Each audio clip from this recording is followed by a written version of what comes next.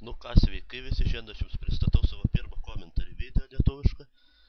Tai bus top 5 savaitės Call of Duty Black Ops fragų. Pradam nuo 5 vietos, tai yra man draugas Deivisas iš Klaipėdos, išmeta 2 Tomahawkus, Across the Map, išmeta dar 2 Tomahawkus ir dar vienas Across the Map, dar 2 Tomahawkus išmeta Deivisas ir trečias Across the Map, jie visi buvo vieno game metu.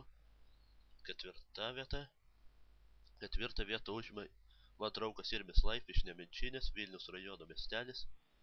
Koks puikus Across the Map, kaip palionas lieka Tomahawkas. Trečia vieta.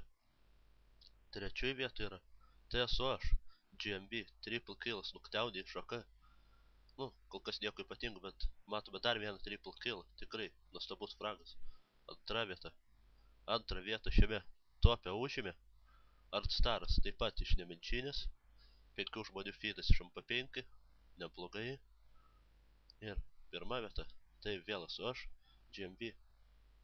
ATM'as, kaimineris.